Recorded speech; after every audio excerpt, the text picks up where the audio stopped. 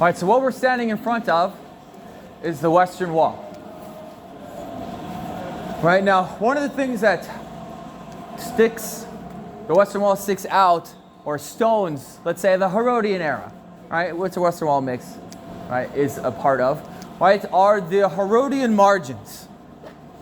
Right, Herod was a stickler for aesthetics, right, and he needed everything to be absolutely beautiful, right, and so his stones, right, that he uses, the hewn stones, have this picture frame sort of around it, and it's like multiple frames actually. You have one frame right here. You can see that it's scratched, or the design is different than above, okay? And then you have another margin right around here, right? And likewise, you can't see it on this one, but here you can see it all here. You have likewise as well. On the top, again, margins all around, and then another second margin, right? And you're going to see a lot of times throughout Jerusalem, a lot of people trying to copy this style, right, with these Herodian margins, right? But they're not going to be, usually you can tell the difference, right, by whether or not this is like really flat and uniform and beautiful, like aesthetically well done, as opposed to just sort of a chunk of rock sticking out with margins around it.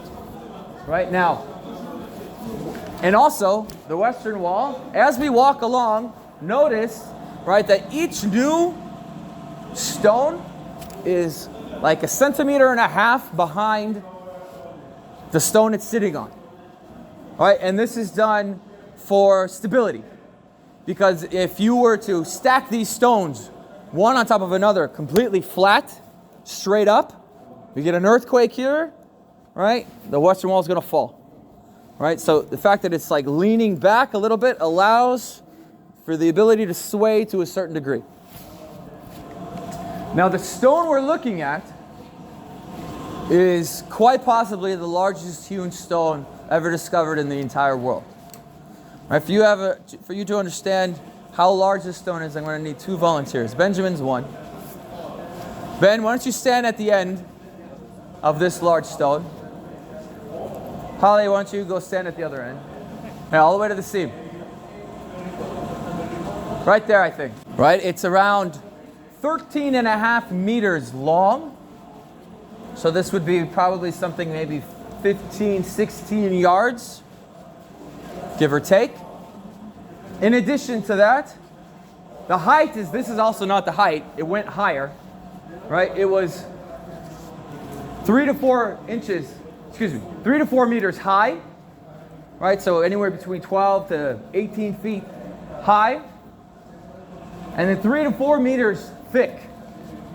So 12 to 18 feet thick. You guys can come back. Thank you very much. Right, this weighs approximately 600 tons. Some say 560, some say 600. It weighs 200 elephants, right? Or 1.5 Boeing fully loaded 747s or 767, right, with gas and luggage and everything. They have absolutely no idea how they move this stone. Unclear how they did it. It's also unclear why. Why did they use such a large stone? Right? It's impossible to really know without doing archaeological excavations. There's a theory they've done like sonar equipment, and they think that maybe seems to be a hollow space on the other side of this wall, right? And so you would need, because you have a hollow space on the other side of this wall, this stone needs to have that much more weight to support, right, whatever structure, right, is above, right, or to the side of it. It's unclear. And by the way, if you keep walking this way, right, you're going to see other very, very large stones, right, that are 500, 450 tons, just a little bit smaller than this one. Right now, this, Herod would not have approved of that. He would have been really, really upset. He was like off with his head. Right, that was done by the Byzantines. Right, when they rebuilt Jerusalem, at some point they wanted another cistern, and so they used the Western Wall as the sort of the wall for an open-air cistern. You had these, where these guys are sitting on, right, is a second wall, right, that they created, right, with plaster. That's what this is. You hear move for a second.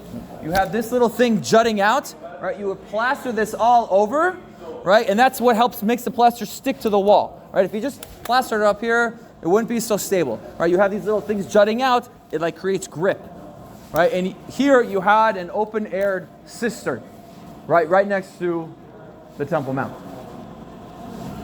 Now what we're going to do, we're going to walk along the length of the western wall. It's going to be probably really noisy over there with the fan and everything, so I'll try to do explanation here. Warren's Gate. It's a gate that led to the Temple Mount, right, during the Second Temple period. Right, now later, during the Crusader period, the Jews used that place before the Crusaders actually come, right, so during the Muslim period, early Muslim period, right, the Jews turned that sort of area into a synagogue. Right, and they did it, why? Because it's the closest, right, it's almost directly parallel to the Holy of Holies.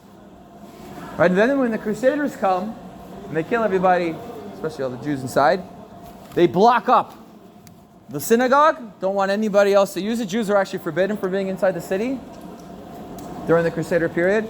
And now today it's used as a water cistern for the Muslims on the Temple Mount. Right? But here we can see how the location of prayer, right, over time has changed according to what is accessible.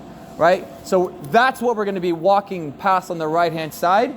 And then we're getting to an area where we're probably going to see some ladies, some Orthodox ladies praying. Right? This is a continuation of the women's section of the Western Wall.